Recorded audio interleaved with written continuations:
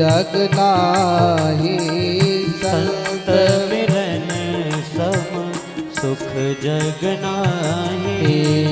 नहीं दरिद्र सम दुख जग माही। नहीं दरिद्र सम दुख जग माही। नहीं दरिद्र सम दुख जग माही। नहीं दरिद्र सम दुख जग माही। संत मिलन सम सुख जग नाही। संत मिलन सम दुख जग नाही। दरिद्रता के समान इस संसार में और कोई दूसरा कष्ट नहीं है। सूत जी महाराज कहते हैं जिनको धन की अभिलाषा हो वे भगवान भोलेनाथ के 1000 पार्थिव शिवलिंगों को बना करके पूजन करेंगे तो भगवान उनको धन धान्य से पूरित कर देंगे। और जिनको बेटा नहीं है वे भी अगर भगवान भोलेनाथ के 1500 पार्थिव को बना करके पूजन करेंगे तो उनको पुत्र की प्राप्ति होगी। और जिस व्यक्ति को मोक्ष की कामना करना है वे भगवान भोलेनाथ के 1 कोटि शिवलिंग अर्थात 1 करोड़ शिवलिंग को बना करके पूजन करे तो भगवान शिव के वह मोक्ष के अधिकारी बन जाते हैं। और जिनको भूमि चाहिए है कि हमें भूमि चाहिए, हमें जमीन चाहिए, तो उनके लिए सूत जी कहते हैं कि वे भी 1000 पार्थिव शिवलिंग बना करके पूजन करेंगे तो उनको जमीन जायदाद खूब मिल जाएगा। और इसके बाद कहते हैं सूत जी महाराज जिस व्यक्ति को भगवान भोलेनाथ की कृपा को प्राप्त करना है वह सिर्फ 3000 शिवलिंगों को बना करके पूजन करवावे तो भगवान शिव की कृपा उसके ऊपर बरसने लगेगी।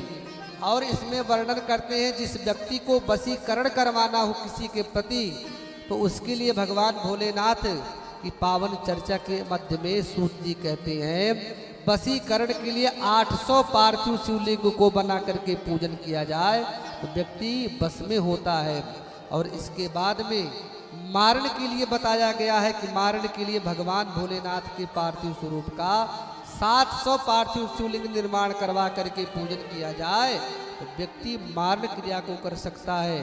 और उच्चाटन अर्थात व्यक्ति को अगर विक्षिप्त करना हो तो 1000 पार्थिव शिवलिंग बना करके पूजन करना चाहिए। और अगर किसी में द्वेष करना हो तो वो 500 लिंग को बना करके पूजन करे। और अगर कारागार में कोई व्यक्ति बंद हो, बंधन में कोई हो तो उसके घर वाले 1500 शिवलिंग को बना करके पूजन करेंगे तो वह बंधन से, कारागार से मुक्त हो जाएगा।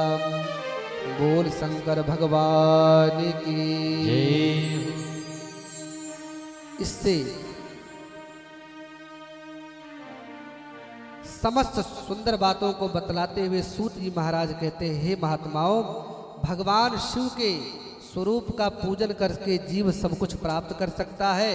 और इसी प्रकार से आगे अब सूत जी महाराज भगवान भोलेनाथ के नैवेद्य के विषय में वर्णन करते हैं।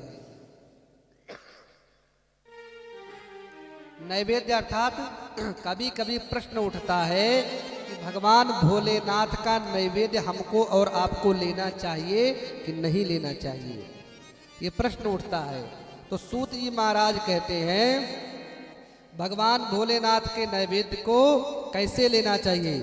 बोले सालग्रामोद भवे लिंगे रसलिंगे तथा द्विजा पाषाणे राजते स्वर्णे शिव नैवेद्य भक्षण। सूत जी महाराज कहते हैं जो स्फटिक शिवलिंग होवे या अर्थात जो सालग्राम से स्पर्श करा करके प्रसाद ले लिया जाए तो वह प्रसाद खाने योग्य होता है। जैसे हम भगवान शिव का पूजन कर लिए तो जो भगवान शिव का नैवेद्य है उसको पुनः हम लोग भगवान नारायण को भोग लगाएं, उसमें तुलसी का पत्ता डालें, भगवान सालिग्राम के या तो स्पर्श करावें, तब उस प्रसाद को हमको और आपको खाना चाहिए। डायरेक्टली भगवान शिव का प्रसाद लेकर के खाना नहीं चाहिए। क्योंकि कहीं कहीं पर भगवान के गण भूत प्रेत भी निवास करते हैं, चंड भी निवास करते हैं। इसलिए जब भी भगवान भोलेनाथ का प्रसाद लेवे तो उसमें तुलसी दल डाल लेवे या सालग्राम भगवान को स्पर्श करा देवे, तो उसके बाद भगवान का प्रसाद खाने योग्य हो जाता है। बोल सालग्राम भगवान की जय हो। सूत जी कहते हैं हरि से हर का अगर प्रसाद जुड़ जाएगा, हर का अर्थात भोलेनाथ का प्रसाद भगवान